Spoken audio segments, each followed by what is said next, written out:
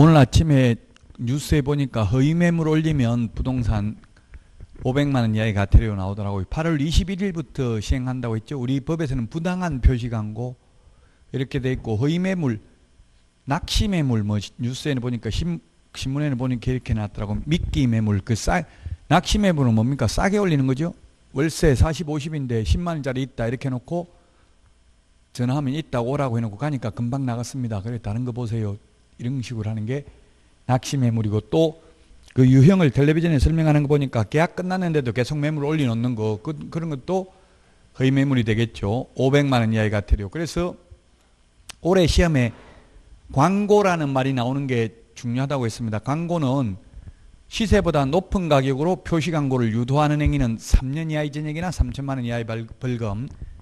그 다음에 무등록 중개업자가, 즉 개업공개사가 아닌 자가 표시 광고하면 1년 이하의 징역이나 1,000만 원 이하의 벌금. 그 다음에 조금 전에 말했던 부당한 표시 광고하면 500만 원 이하의 과태료. 그 다음에 중개보조원 이름을 적으면 100만 원 이하의 과태료. 그 다음에 성명, 소연 등 성명, 그 다음에 사무소 명칭, 사무소 소재지, 연락처, 등록번호 안 적으면 100만 원 이하의 과태료. 따라서 광고라는 말이 들어가는 것은 처벌 규정이 모두 다 해당될 수 있습니다. 공인중개사법에. 자, 그러면 우리 221 토지거래 허가구역입니다. 223페이지 보겠습니다. 223페이지. 토지거래 허가 신청서에 기재하거나 별지로 제출해야 되는 것은 것이 아닌 것은 했는데, 이런 문제는 중요한 문제는 아닙니다. 근데 이게 출제됐어요. 서식 한번 작년에. 답은 5번입니다. 거래를 중개한 개업공개사 성명 및 주소. 토지거래 허가 신청은 개업공개사에게 할 의무가 없어요. 우리 부동산 거래 신고는 중개거래면 반드시 개업공개사가 해야 되죠. 토지거래 허가 신청은 중개거래라도 개업공개사가 할 의무가 없다고요. 그래서 5번이 답인데, 작년에 출제됐는데 이건 뭐 해마다 나오는 파트는 아닙니다. 자, 그래서 5번이 답이고요. 그 다음에 2번도 작년에 이게 토지거래 허가가 작년에 2번도 출제되는데 이런 걸 암기할 수는 없어요. 공공기관, 공공단체가 10개가 있는데 이걸 시험에 나오더라도 암기할 수는 없고요. 즉 매수 청구를 받았을 때 매수하는 사람하고 선매하는 사람이 똑같은 사람입니다. 누구냐면 국가, 지자체, 공공기관, 공공단체거든요. 그 공공기관, 공공단체를 다 암기할 수는 없고요. 기업, 지방자치단체는 일단 있네요. 그 다음에 디귿에 한국은행 없고, 그 다음에 지방공사, 니은도 없고요. 한국석유공사, 그 다음에 한국관광공사가 있습니다. 항만공사는 없고요. 이거 암기할 수는 없습니다. 그냥 참고로 작년에 이렇게 출제됐습니다. 답은 2번입니다. 공공단체가 10군데 있는데 그걸 다 암기하기는 어렵다. 시험에 나오더라도. 이 공법 문제니까 이런 식으로 나오는데 이런 거는 뭐 틀려줘야 됩니다. 2번이 답입니다. 꼭 틀리라고 내는 건 틀려줘야 돼요. 왜냐하면 100점 나오면 출제위원들 잘리거든요. 그 다음에 못 들어가요. 그래서 일부러 100점은 안 나오게 이런 사이드에 있는 걸 출제해. 그렇다고 이게 사이드에 있는 것만 공부할 수는 없는 거죠. 네, 그래서 2번이 정답입니다. 여러분들이 보시고 싶으면 이거 부동산 거래 신고 등에 관한 법률 시행령에 있으니까 법제처 국가법령정보 휴대폰까지 찾아보면 되는데 굳이 암기할 수는 없습니다. 이런 거는 강사들도 틀릴 거예요. 아마 이런 걸 다 내면 공공기관, 공공단체. 그래서 공법도 어려운 게 이런 식으로 열거되어 있는 걸 시험에 내면 어렵죠. 일부러 100점 못 받게 이렇게 낼 수는 있습니다. 2번의 답 2번입니다. 1번, 2번 둘 다 사이드에 있는 문제고 해마다 나오는 문제는 아닙니다. 근데 작년에는 출제가 됐었습니다. 224페이지 3번 문제. 뭐 이런 거는 중요하다고 봐야 되겠죠. 3번. 옳은 것은 했는데 허가구역은 지정 공고, 국토부 장관 또는 시도이사가 지정 공고하죠. 공고한 날로부터 5일 후에 효력이 발생합니다. 5일 후에 효력이 발생한다. 우리 주택법에서 조정대상지역, 그 다음에 투기과일지구는 며칠부터 효력 발생한다 이런 말 없어요. 그냥 아무 말을 없는데 우리 토지거래 허가는 5일 후에 효력이 발생한다. 5일이라는 말이 있고요. 또 5일이 한 번 더 있는데 공인중개사법에서 자격을 취소한 시도지사의 경우 5일 이내에 국토교통부 장관에게 보고하고 다른 시도지사에게 통지해야 된다는 규정이 있습니다. 그래서 기억 틀렸고, 니은은 민사집행법에 의한 경매, 압류부동산 공매, 기업의 비업무용 부동산 공매는 3회 이상 유찰된 경우 허가 안 받습니다.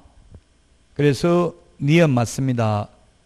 그 다음에 디귿에 자기의 주거용 주택용지를 이용할 목적으로 토지거래 허가를 받은 자는 대통령령이 정하는 사유가 있는 경우를 제외하고는 취득일로부터 4년이 아니고 2년입니다. 2년. 우리 암기 프린트 32번에 동그라미 6번에 있습니다. 주택용지, 임업, 농업, 축산업, 대체토지 취득, 편익시설, 복리시설, 복지시설 2년입니다. 사업용 토지 4년입니다. 현상보존 5년입니다. 그래서 2년이 되겠습니다. 2년. 디귿 틀렸고, 리얼. 토지 이용 의무를 이행하지 않아 이행명령을 받은 자가 그 명령을 이행하는 경우에 새로운 이행강제금 부과를 즉시 중지하고 명령을 이행하기 전에 이미 부과된 것은 이를 징수해야 된다. 맞죠?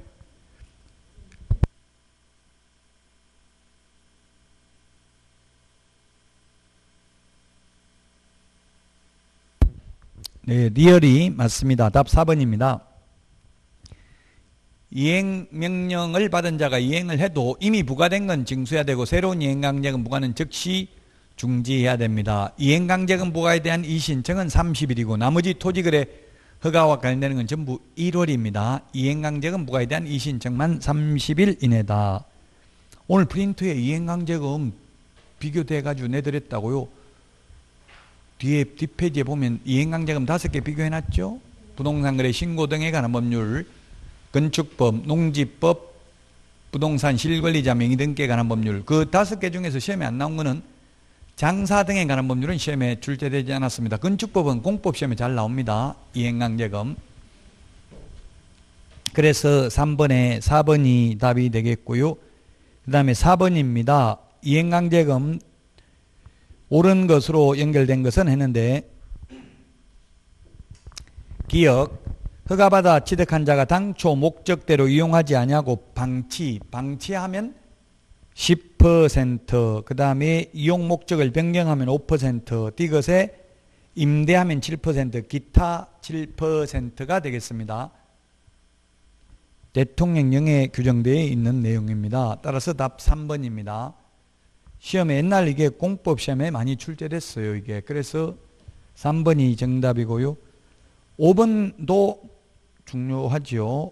자, 올바르게 연결된 것인데, 기억, 불허가 처분을 받은 토지 소유자는 시장 등에게 매수 청구를 할 수 있으며 그 가격은 공시지가입니다. 공시지가. 공시지가가 시세보다 좀 낮다고 봐야 되겠죠. 감정가격보다. 그래서 지금 매도인이 급한 거잖아요. 불허가 처분 받아가지고 팔 수가 없으니까 매수해달라고 청구할 수 있습니다. 이것은 형성권이 아니고 청구권이기 때문에 반드시 매수해 주어야 하는 것은 아니죠. 그 다음에 선매 청구한 경우 기준이 되는 가격은, 선매는 먼저 사는 거죠. 국가, 지자체, 한국토지주택공사, 공공기관, 공공단체가 먼저 매수하는 겁니다. 불허가 처분을 받아서 매수 청구했을 때 매수하는 사람이나 선매하는 사람이나 똑같습니다. 국가, 지자체, 한국토지주택공사, 공공기관, 공공단체 똑같습니다. 근데 이게 취득가격이라고 되어 있는데 잘못됐네요. 선매는 감정가격입니다. 감정가격, 니은. 답이 3번인데 그 3번 취득가액을 감정가격으로 고치시라고요. 감정가격. 먼저 사겠다고 하면서 예를 들면 10년 전에 취득했는데 10년 전의 가격으로 다시 사겠다고 하면 안 팔겠죠? 선매가격, 선매가격이 감정가격인데, 감정가라는 건 현재 시세예요. 감정평가사가 평가한 시세죠. 그 취득가액 X입니다. 감정가격입니다. 그래서 취득가액을 감정가격으로 고치시고요. 해설도 니은에 취득가격을 감정가격으로 고쳐주시고요. 그 다음에 이행강제금은 취득가격, 실제 취득가격의 10% 범위 내에서 이행강제금을 부과하고 대통령령으로 정하는 방치하면 10%, 이용 목적을 변경하면 5%, 임대하면 7%, 기타 구체적으로 7%라고 했습니다. 대통령령에 규정된 금액은. 그 다음에 리얼에 허가를 받지 않았다면 2년 이하의 진역이나 땅의 토지 취득 가격의 100분의 30에 상당하는 금액 이하의 벌금인데, 이때는 개별 공시지가입니다. 개별 공시지가. 우리 책에 지금 공시지가라고 되어 있는데 개별 공시지가, 개별 앞에 넣어야 됩니다. 정확하게는. 엄밀히 따지면 개별 공시지가와 공시지가는 다르죠. 공시지가는 표준지 공시지가고요. 개별 공시지가의 100분의 30입니다. 그래서 5번에 답 3번입니다.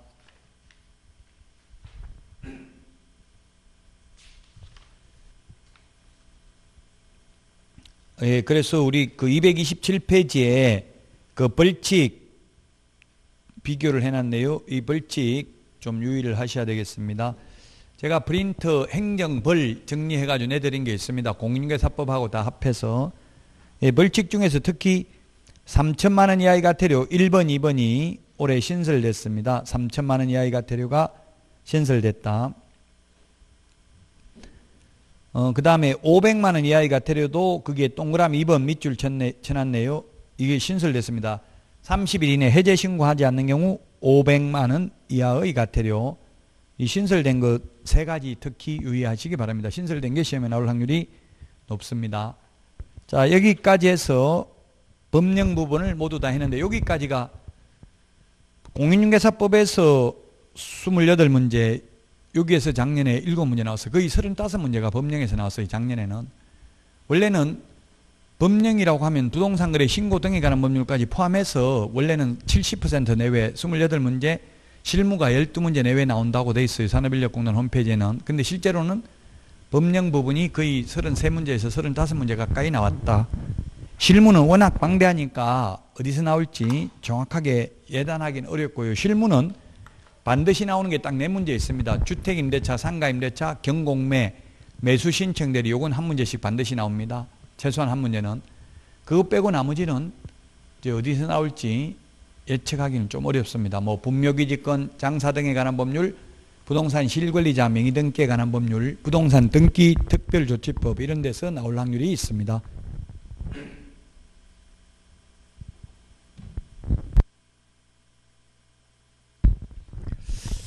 (231페이지) 계약서 작성 실무인데요. 233페이지 바로 문제 보겠습니다. 옳은 것은 했는데 1번 국토교통부 장관이 일반 중개계약의 표준이 되는 서식을 정하고 있습니다. 개업공개사는 그 서식을 반드시 사용해야 된다 했는데 반드시 사용해야 될 의무는 없습니다. 사용을 권장할 수 있습니다. 말로 해도 됩니다. 그러나 일반중개계약서 표준서식, 법정서식은 있습니다. 거래계약서는 법정서식도 없죠, 현재. 근데 일반중개계약은 서식은 있습니다. 물가, 수준, 4가지 사항을 기재한 일반중개계약서 작성을 요청할 수 있을 뿐이죠. 거부할 수 있습니다. 중개대상 물의 위치 및 규모, 거래예정가격, 거래예정가격에 의한 중개보수, 의뢰인과 개업 공인중개사가 준수하여야 할 사항 4가지 사항을 기재한 일반 중개계약서 작성을 요청할 수 있는데 법정서식 있습니다. 자, 그 다음에 전속중개계약의 유효기간은 원칙 3개월, 예외 당사자 약정이죠. 일반 중개계약 표준서식도 마찬가지입니다. 유효기간 원칙 3개월, 예외 당사자 약정입니다. 우리 프린트에 숫자 3개월, 6개월 다 정리되어 있습니다. 그걸 보고 자꾸 한번 가장 좋은 거는 적어보면 좋은데 적을 시간 없으면 한번 읽어라도 보셔야 돼요. 3개월 나오면 3개월짜리 전부 다. 프린트 2장만 다 정확하게 암기하고 있으면 80점은 받을 수 있습니다. 3번 개업공개사가 국토교통부령이 정하는 전속중개계약서에 의하지 않고 전속중개계약을 체결한 경우 업무정지 사유입니다. 전속중개계약과 관련해서 임의적 취소는 2개입니다. 7일 이내에 정보 공개하지 않거나 비공개 요청한 정보를 공개한 경우에는 임의적 취소, 등록을 취소할 수 있습니다. 그 외에는 모두 업무 정지 사유에 해당됩니다. 전속중개계약 위반은. 자, 그래서 취소된다는 완전히 X죠. 취소되는 건 아예 없고 취소될 수 있는 게 2가지 있다고요. 2가지. 그 빼고는 전부 업무 정지입니다. 자, 그 다음에 전속중개계약서 서식에는 개업 공인중개사가 중개사물의 확인 설명 의무를 이행하는데 협조하여야 한다 적어놨습니다. 그럼 협조 안 하면 처벌 규정은 없습니다. 그 사실상 협조 안 해도 제재할 방법은 없습니다. 서식에는 협조해야 한다고 되어 있습니다. 그래서 4번이 정답이고요. 5번 전속중개계약 유효기간 내에 의뢰인 스스로 발견한 거래 상대방과 직접 계약할 수 있죠. 스스로 직접 계약한 경우에는 위약금이 50%입니까? 100%입니까? 위약금 없죠. 위약금은 없고 단지 소요된 비용만 지불한다고요. 그 시험에 스스로 발견한 경우 위약금 50% 지급해야 된다. X 시험에 나왔다고요.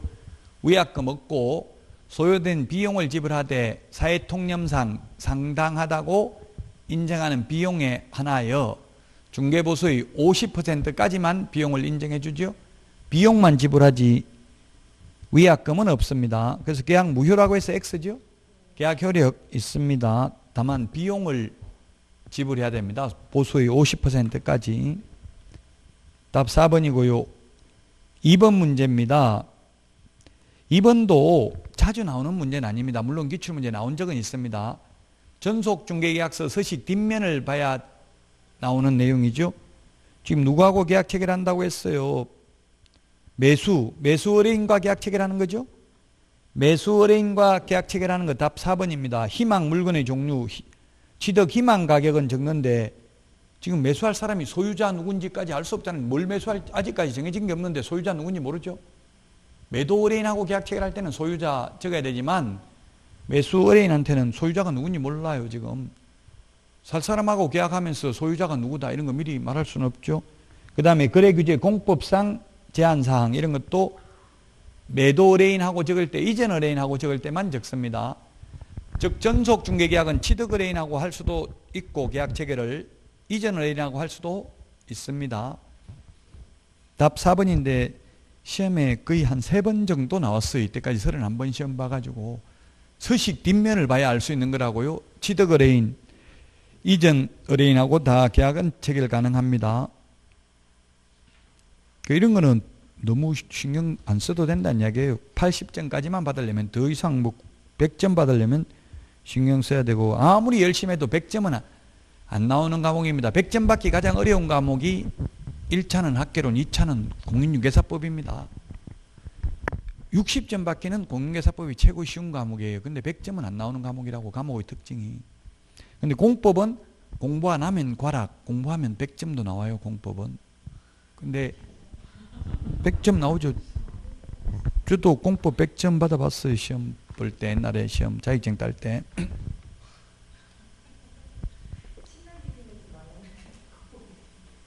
누구하고 친하게 지내지 말라고요?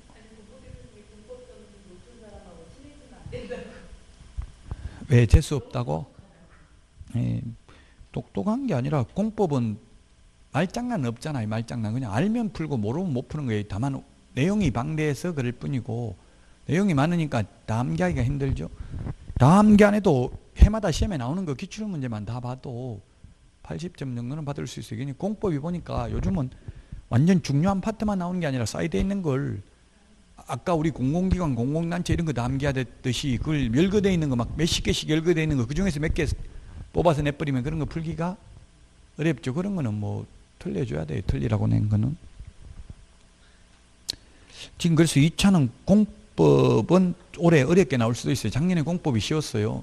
반대로 작년에 공인중개사법이 어려웠어요. 최근 3년간 중에서는 최고. 그래서 올해는 순서대로 하면 공인중개사법이 쉽고 공법이 가능성은 있습니다. 근데 2차는 항상 똑같진 않아요. 1차는 한 해 어려우면 한 해 쉽고 이게 거의 패턴이 정해져 있어요. 그 작년에 학개론이 쉽고 민법이 어려웠으니까 올해는 민법이 쉽고 학개론이 바뀌었다고요? 작년에 학개론이 어려웠어요? 네, 그런데 올해 그러니까 학개론이 쉬울 차례고 민법이 어려울 차례네요. 네, 그건 거의 1차는 패턴이 정해져 있더라고. 항상 반대로 되더라고요. 올해 민법이 어렵고 학개론이 쉬울 차례. 2차는 해마다 다르기 때문에 2차는 변수가 많아요. 2차는 공인중개사법 빼고 나머지는 고득점하기 쉽지 않아요. 다 세법도 그렇고 공시법도 그렇고. 그럼 가장 중요한 전략 과목이 이제 공인중개사법이라고 지금부터는 이걸 80점 이상 받아야 돼요. 똑같은 노력을 하면 공법 공부하는 만큼 하면 이건 80점 이상 나와요. 충분히. 그러니까 전혀 안 하고 남들은 효자 과목이라 하는데 나는 왜 이렇게 불효자식이냐 이런 이야기하는 사람 많아요. 인터넷에. 근데 효자는 길을 들여야 되지. 무조건 부모라고 무조건 자식한테만 때리고 욕하고 그러면은 말 듣지도 않아요. 자꾸 달래야 돼요. 그래서 공부를 자꾸 하면서 친해져야 돼요. 저도 지금 가장 무서운 사람이 자식이에요. 자식이 뭐 아들이 돈 있으면 빨리 지금 달라 하고 그래서 무서워 죽겠어요. 잘못하면 안 주다가 맞아 죽을 수도 있고 다 주고 나면 굶어 죽고 안 주면 맞아 죽고 이렇게 무서워요. 몇 살이냐고요? 지금 학교 다니고 있어요. 학교 다니고 있는데 자꾸 지금 학생인데 빨리 돈 벌고 싶다고 있으면 좀 투자 자금 미천 좀 내달라고 이러니까 무섭잖아요. 네, 지금 어쨌든 돈 없다고 했어요. 없다니까 이때까지 돈 안 벌고 뭐 했냐 자꾸 이러더라고. 돈 그러니까 이게 골치 아파요. 1번 문제 보겠습니다. 237페이지. 확인설명서 작성. 확인설명서 작성에 대해서는 해마다 한 문제씩 나오다가 작년에 안 나왔어요. 공인중개사법이. 올해는 나올 확률이 높아요. 1번 대상 물건의 표시는 토지대장 및 건축물 대장 등을 확인하여 적는다. 예, 그렇습니다. 면적, 대상 물건의 표시가 면적, 소재지 이런 거잖아요. 그는 건축물 대장, 토지 대장, 임야 대장 이런 거 보고 적습니다. 표시사항은 대장이 우선이죠. 등기사항 증명서보다. 맞고요. 근데 권리관계는 등기사항 증명서 봐야 돼요. 건저당이 설정되어 있는지 가압류가 되어 있는지. 시험에 가압류 가처분 등기가 되어 있는지는 등기부, 표제부, 갑구, 을구 중에서 뭘 봐야 한다? 가압류 가처분 등기되어 있는 거 갑구, 을구, 표제부 중에서 뭘 봐야 되냐고요. 가압류 되어 있는지 확인하려면 을구, 갑구, 해당 구 상란을 모두 다 봐야 됩니다. 왜냐하면 소유권에 대한 가압류는 갑구, 제한물권에 대한 가압류는 을구에 되어 있으니까요. 시험에 기출문제 그런 게 나왔다고요. 그 다음에 3번 건폐율 용적률 상한은 토지 이용계획 확인서에 나오는 게 아니라 시, 군, 조례를 봐야 됩니다. 그래서 이번에 서울시에 용적률을 높여가지고 재건축, 재개발, 공공이 참여하는 경우 높여서 그 높아진 부분을 일정 부분을 국가가 기부 체납을 받아서 그걸 다시 임대하고 일부는 또 분양하겠다 이런 걸 발표했죠. 근데 서울시에서는 뭐 약간 반대하는 거 비슷하게 말을 했어요. 왜냐하면 이게 시군조례니까 서울은 서울시 조례죠.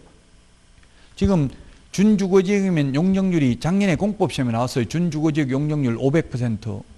근데 서울시 조례는 아마 250%나 뭐 한 300% 이 정도 돼 있는 것 같아요. 그럼 서울시 조례를 개정해야 되겠죠. 500%로 올리는 걸로. 공공재건축의 경우. 그래서 이 지자체장들이 파워가 세다고요. 서울시에서 반대하면 그린벨트 이런 것도 풀 수가 없어요. 그래서 서울시에서는 뭐 반대한다 비슷하게 이런 식으로 나오더라고요. 어쨌든 용적률 건폐율은 시군조례입니다. 시군구조례가 아니라 시군조례죠. 서울시의 경우는 똑같다고요. 구별로 강남구, 강북구가 다르면 안 되잖아요. 시군구조례가 아니라 시군조례입니다. 그래서 3번이 틀렸습니다. 비선호시설 환경조건에 관한 사항은 기재하지 않는다 했는데 비선호시설 지금 뭡니까? 비주거용이네. 비주거용. 비주거용은 비선호시설 안 적습니다. 비선호시설은 1의 서식과 3의 서식에만 적습니다. 1의 서식과 3의 서식. 그 다음에 환경조건의 경우는 1의 서식에만 기재합니다. 환경조건 1의 서식에만 기재한다고요. 그래서 2의 서식에는 기재하지 않고요. 그 다음에 5번에 보면은 중개보수에는 부가가치세가 제외되어 있죠. 따라서 중개보수 외에 부가가치세 별도로 받아도 됩니다. 또 부가가치세는 아까 입주권 분양권은 거래금액 적을 때 부가가치세 포함된 금액을 입주권 분양권이 아닌 등기되고 나서 거래할 때는 부가가치세 제외된 금액을 거래금액 적는다고요. 실거래액 신고할 때. 그 다음에 또 하나 아직 시험에 나오진 않았는데 상가건물임대차 보호법에서 월세 곱하기 100을 하는 게 환산보증금이잖아요. 환산보증금 계산할 때는 그 월세의 부가가치세를 포함하느냐 제외하느냐가 있는데 서울고등법원 판례는 부가가치세 별도라고 되어 있으면 뺀 금액에 곱하기 100을 하고요. 부가가치세 포함이라고 되어 있으면 포함된 금액에 곱하기 100을 한다는 게 판례입니다. 부가가치세 포함이라고 현실적으로는 부가가치세 포함 이런 건 잘 없죠. 거의 부가가치세 별도 이렇게 많이 적어요. 아니면 아예 부가가치세라는 말을 적지 않고 그냥 받아요. 그런 경우는 그냥 그 월세라고 적혀져 있는 금액 곱하기 100을 하면 된다고. 포함이라고 했으면 포함된 금액, 제외라고 했으면 제외된 금액, 아무 말 없으면 그냥 월세라고 적혀져 있는 금액 곱하기 100을 하면 된다고요. 아무 말 없이 그냥 월세 100만 원 하면 부가가치세는 뭐 받지도 않고 그 대신에 신고도 하지 말라 이런 주인들이 있더라고요.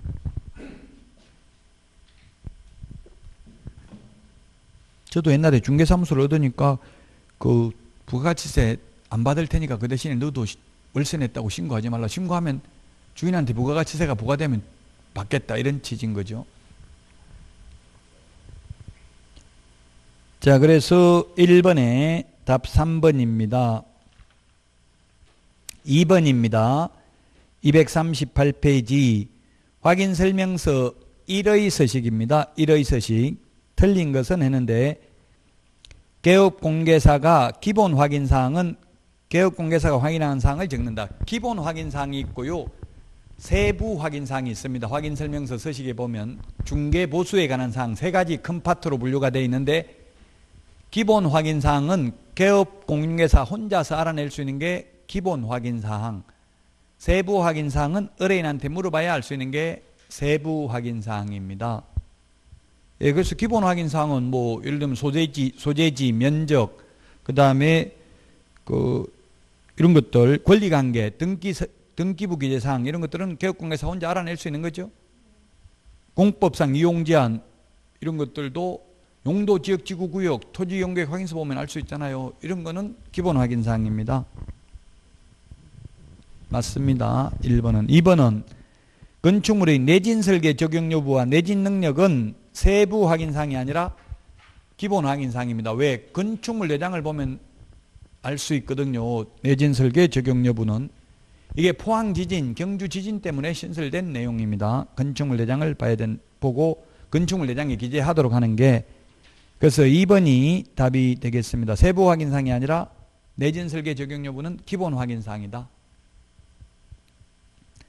거래 2번이 정답이고요. 거래 예정 금액은 중개 완성되기 전에 거래 예정 금액을 적는다. 거래 예정 금액이라는 것은 일종의 시세입니다. 개업 공인중개사가 계략적으로 평가한 금액이 거래 예정 금액입니다. 4번 벽면 및 도배 상태는 매도 임대 의뢰인이 상태에 관한 자료 요구를 하여 확인한 사항을 적습니다. 벽면 및 도배 상태는 그래서 세부 확인사항이죠. 주인이 안 알려주면 알 수가 없잖아요. 도배가 깨끗한지 도배가 필요한지. 그래서 세부 확인사항이고요. 5번 아파트를 제외한 주택의 경우 단독경보형 감지기 설치 여부는 개업공개사 세부 확인사항이다.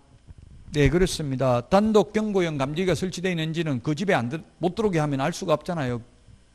그래서 세부 확인사항입니다. 다만 이 단독경보형 감지기는 아파트는 제외하죠. 아파트를 제외한 주택의 경우 단독경보형 감지기가 설치되어 있는지 여부를 확인해서 기재해야 됩니다. 답 2번입니다. 그 다음에 239페이지 옳은 것은 했는데 1번 권리관계의 등기사항증명서 기재사항은 개업공인중개사가 기본 확인사항으로 실제 권리관계 또는 공시되지 않은 물건의 권리에 관한 사항은 개업공인중개사 세부 확인사항으로 구분하여 기재한다. 자, 그래서 임차권의 경우에는 기본 확인사항입니까? 세부 확인사항입니까?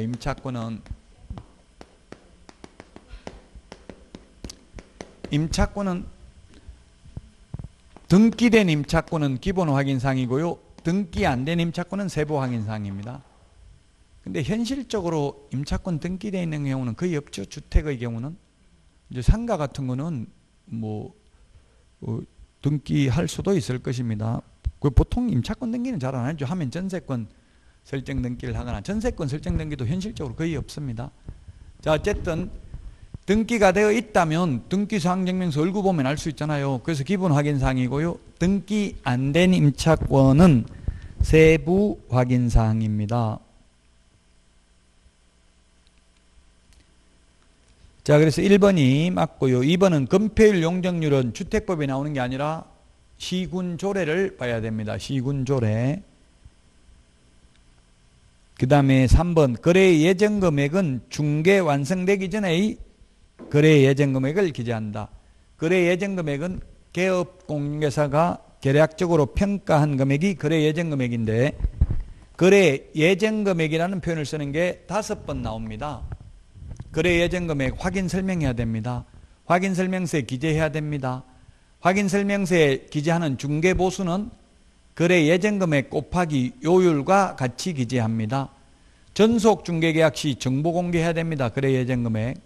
그 다음에 일반 중개계약서 필요적기상 물가 수준 할 때 가가 거래 예정가격 또는 예정금액 같은 말입니다. 일종의 시세입니다. 거래금액은 실제 거래금액이고요. 그래서 3번 중개 완성되기 전이기 때문에 틀렸고요. 그 다음에 4번 취득시 부담할 조세의 종류 및 세율은 모든 서식 공통적으로 기재되어야 될 사항이고요. 임대차의 경우에도 기재한다. 임대차는 기재하지 않습니다. 왜? 임대차는 취득세 안 내잖아요. 임차인이. 그래서 임대차는 기재하지 아니하고요. 공법상 이용제한 거래 규제도 임대차인 경우에는 기재하지 아니할 수 있습니다. 왜? 임대차면 자기가 이용할 수 있는 게 아니라 정해진 용도 지역 지구구역 정해진 대로 써야 되잖아요. 그래서 세금도 임차인은 내지 않기 때문에 취득세를 기재해야 된다. X입니다. 기재하지 않습니다. 취득세. 그 다음에 중개보수에는 부가가치세가 제외되어 있다. 그래서 원래는 보면 부가가치세 별도 이런 말이 없는 한 부가가치세 포함되어 있는 게 원칙이죠. 저는 어릴 때 충격받은 게 제가 호텔에서 한번 선을 봤나? 어디서 모르고 선을 봤는지 지금 뭘 했는지 누가 소개를 했는지 소개팅을 했는지 아니면 결혼정보회사에서 만났는지 기억은 안 나는데 결혼정보회사인가 하여튼 어디서 결혼정보회사 친구 이야기 들었나 하여튼 결혼정보회사 이게 사기가 많더라고요. 한 10번 만나게 해주고 한 수백만 원 받나 봐요. 몇백만 원 10번 정도 만나고 그래서 제 친구 이야기인데 1년 동안 한 번도 소개를 안 해줘가지고 왜 안 해주냐 하니까 예 오늘 당장 해드리겠습니다 이렇게 하더래요. 나가니까 엄청나게 이쁜 여자분 나왔더래요. 그러니까 뭐 맛있는 거 호텔 가서 밥 먹자 하고 근데 호텔에 한 6만 원인가 이랬는데 부가가치세 별도 봉사료 별도 하니까 한 2명 먹어도 15만 원이 넘게 나왔다더라고요. 그리고 또 뭐 돈 자꾸 술 한잔 하러 가자 하고 이러는 거예요.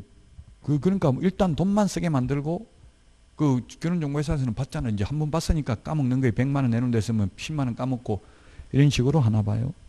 알바하는 사람이 있나 봐. 결혼정보회사에 그냥 임시로 그냥 만나주고 밥만 먹고 또 이제 결혼정보회사에서 알바비 받는 거예요. 한 5만 원이나 뭐 얼마 받는지 몰라요. 그냥 제 생각이에요. 그냥 어쨌든 그런 것도 있다는 이야기예요. 나와가지고 여자분이 일부러 정 떨어지게 돈 많냐? 난 돈 없는 남자 재수 없다 이러면서 그러니까 거의 그러니까 아예 뭐 정을 못 주게 만드는 거예요, 일부러. 그러면 한 번 만나보고 그냥 다시는 안 만나려고 할 거 아니에요. 남자들이 정 떨어지니까. 차도 이런 것밖에 없냐 하면서 나는 고급차, 외제차 아니면 짜증난다 이러면서 이러면 남자들 다 떨어져 나갈 거 아니에요, 자동적으로. 한 번 밥 먹고 나면.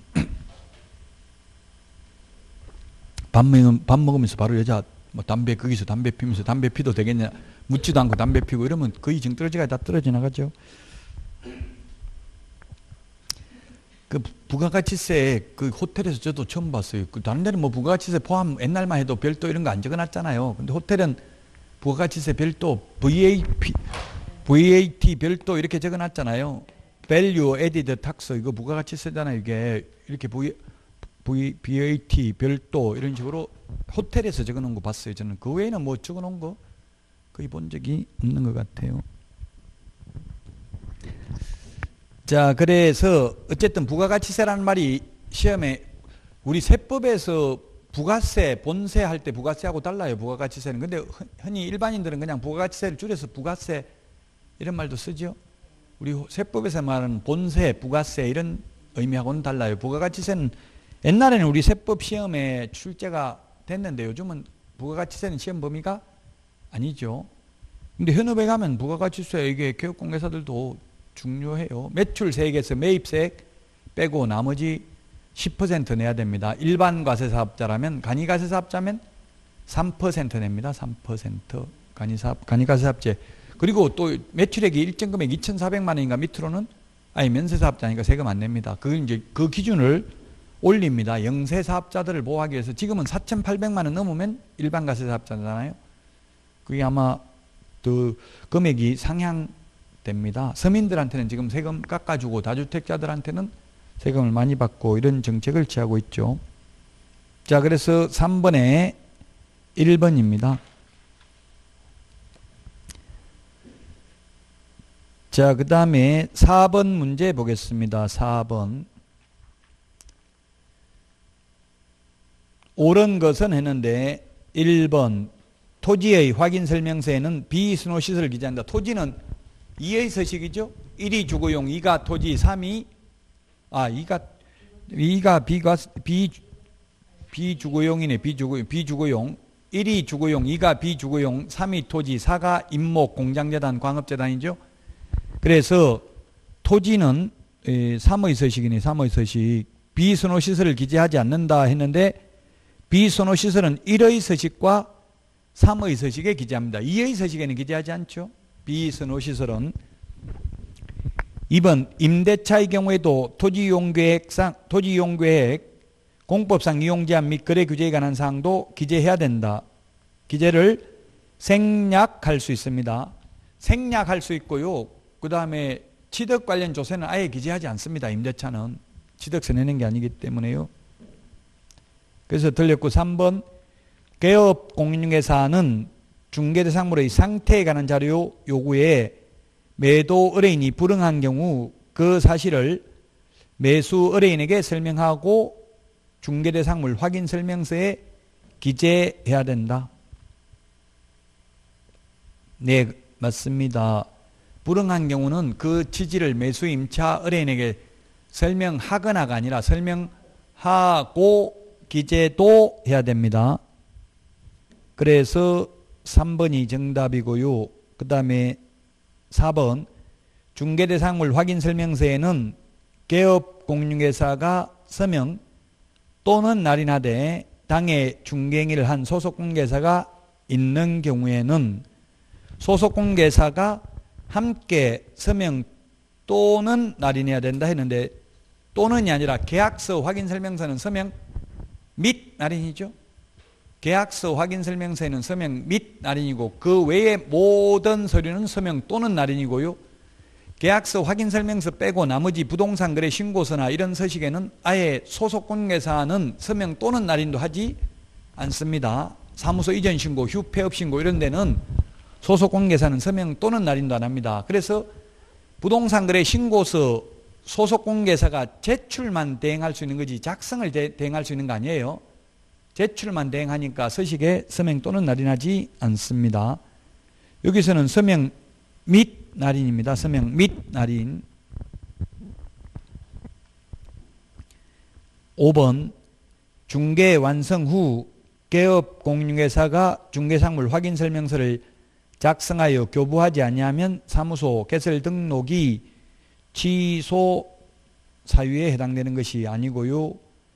확인 설명서 작성, 교부, 보존하지 않거나 서명 날인하지 않는 경우는 업무정지. 전부터 확인 설명을 하지 않거나 근거 자료 제시하지 않는 경우는 500만 원 이하의 과태료에 해당되죠. 그래서 5번도 틀리고 정답 3번이 되겠습니다. 자, 여기까지 하고 쉬었다가 5번부터 보도록 하겠습니다.